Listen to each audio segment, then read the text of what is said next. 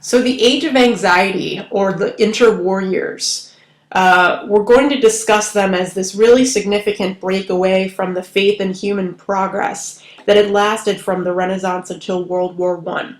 So many of the ideas that we've talked about throughout this year, the new ways of thinking that invented the Renaissance, that started out the year, right? The technology that led to the age of exploration, the new ways of envisioning the universe through the scientific revolution, new ways of governing through the Enlightenment, and of course, inventing new products, revolutionizing the way that people worked through the Industrial Revolution. All these ideas are going to kind of be turned upside down during the age of anxiety. Largely, all is occurring at this time because World War I, the devastation and destruction, was a huge blow to Western civilization. Basically, people started to come to the realization during the age of anxiety that things could change, but not necessarily for the better. And people also felt as though they were living in a perpetual crisis, right? They were just jumping from one crisis to another, from World War I to the post-war revolutions to the Great Depression, World War II, and the Cold War. They never really seemed to have a reprieve and a period of peace. So some of the things that really prompt the age of anxiety are going to result immediately after World War I with a lot of just disruption to the way that people were used to doing things. Political disruption was very significant. Most notably, we discussed in the last chapter, but it bears repeating, that the long-standing political dynasties like the Habsburgs, the Romanovs, and the Hohenzollerns ceased to exist after World War I. So these were dynasties that lasted for hundreds of years and brought a lot of stability to their respective countries. So once they're gone, suddenly there's this need to sort of redesign political structure in these countries. Of course, it brings forth a lot of anxiety and tension among the population. You're also going to see new democratic developments in certain countries. Some have already been working on them, like France and Britain. We know they've already been increasing voting rights. Certainly working towards a more liberal constitutional government. Britain for a long period of time up until this point, but we're also seeing new countries start to establish democratic systems, like the Weimar Republic in Germany, and also the new state of Czechoslovakia is going to be democratic. A huge political disruption that will occur later during the age of anxiety is in the 1920s. We're going to see communist totalitarianism take place in Russia and fascism emerge in Italy. And then in the 1930s, we're going to see fascism emerge in Germany. So these are going to be things that definitely cause a lot of concern and, again, fuel this idea of anxiety. I apologize in advance. I'm probably going to say anxiety a lot. So just think, all these reasons for people biting their fingernails are coming from all these political changes that we just listed here. Also, of course, cause for anxiety, economic crisis. The Great Depression starts in 1929, but we'll see that there were a lot of other things that were fueling it before the actual stock market crash. Also, you're going to see anxiety is manifested in a lot of cultural and intellectual expressions, which we're going to be talking about throughout this lecture. So as far as a generalization of philosophy, before we get into the examples, it may seem weird that I'm looking at it through art, but just bear with me. I'll give you this analogy, and then we'll see, how it works through the examples. The pre-World War I philosophy tended to be very pro-progress, optimistic, right? They believed in reason. They loved the Enlightenment. They believed in individual rights. And I showed this painting first off because it's very straightforward. It makes sense. You know exactly what you're looking at. Also, it's looking at agriculture specifically. So it's also an example of realism. So you look at it and it's very clear. It's very obvious. You know what you're looking at. Whereas in philosophy after, and again, an analogy through art, we'll actually look at the examples if you're not a visual kind of person. But what you're going to see is that the philosophers after World War I, and also some of the thoughts that developed before World War I but really didn't become popular, really didn't make any sense at all. So if you could picture it, it would be like this, right? This doesn't make any sense. Where is this guy's face? Why is there an apple hovering over his face? Why is his arm backwards, right? All of these, so basically what we're going to see is, even through philosophy, the idea is that so many people valued for such a long period of time are going to get challenged. So Friedrich Nietzsche is a great example of, and one of the most important critics of the rationalism of the Enlightenment. All right. First off, he thinks that reason and human intellect are utter nonsense. He really believes that human strength is coming from emotion and passion, right? The actual like intuition, whatever like really fuels your emotion is what drives you, rather than this kind of deliberate, slow, careful thought process. He also believes that traditionally human society kind of glorifies weaker people. But he believes that it should instead glorify the strong, right? So actually, Nietzsche's philosophy in some ways is an interesting foreshadow to the emergence of some powerful dictators. Later in the 1920s and 1930s, somebody like Hitler is, according to Nietzsche, one of these strong people that emerges. All right, some of his works. Again, actually notice the years here. We're not up to post-World War I yet. So Nietzsche actually wrote his ideas prior to the war. They just weren't really popularized until after. So, if you're confused by how early they are, that's why. All right, so I would know this one. If you don't remember the other titles, remember Thus Spoke Zarathustra, and remember the phrase God is dead. That's one of the most important ones. But in general, his ideas are developed throughout these several books. All right, so his earlier works, he's starting to focus on that again, emphasizing irrational characteristics. Okay, intuition is more important than thought.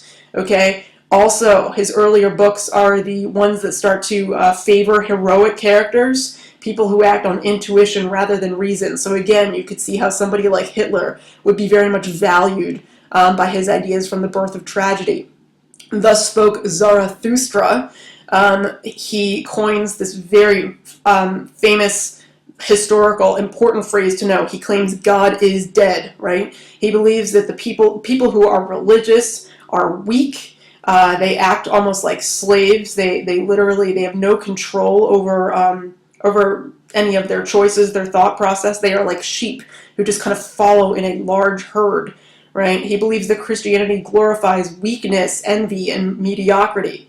All right. So basically, you can see his ideas about religion are very negative.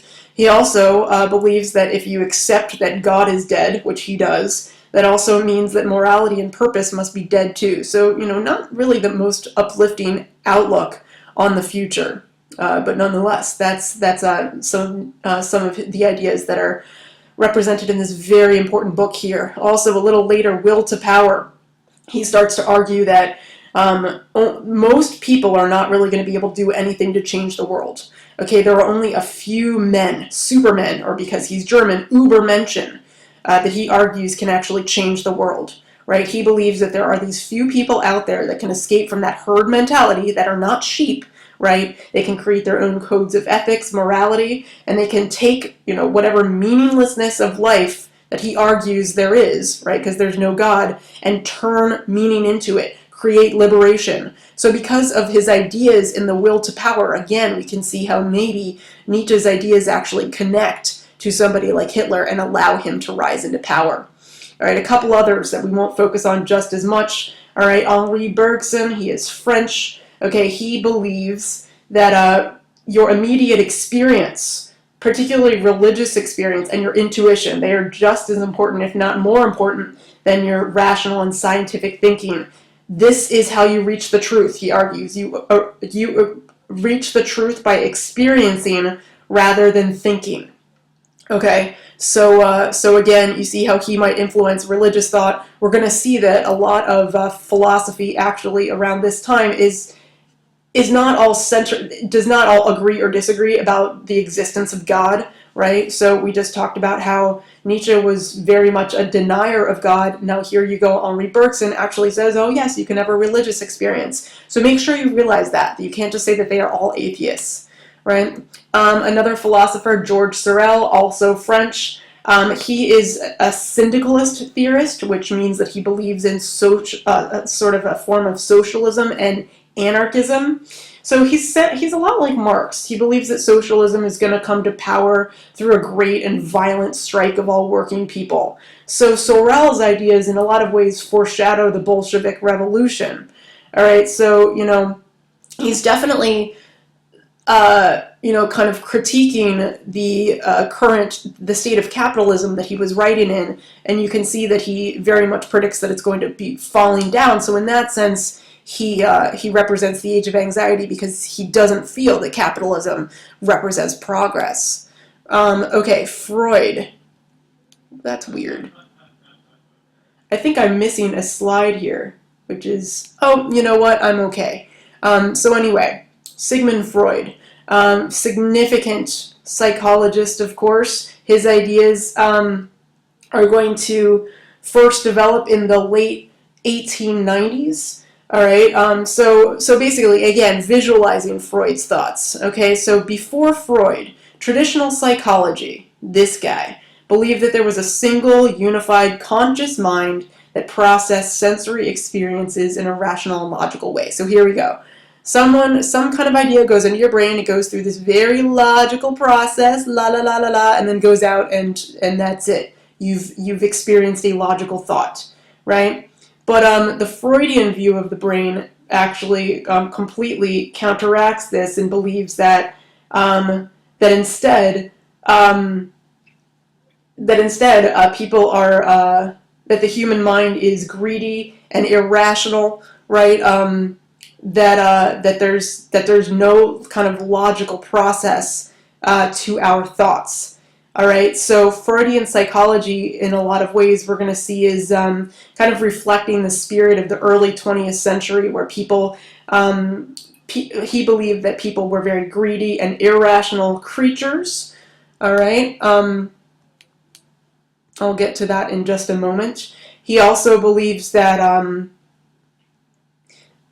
there are these three different prominent ideas that Freud believes are in the brain, or three different parts of the brain. All right, and Psych 101, you will definitely study these.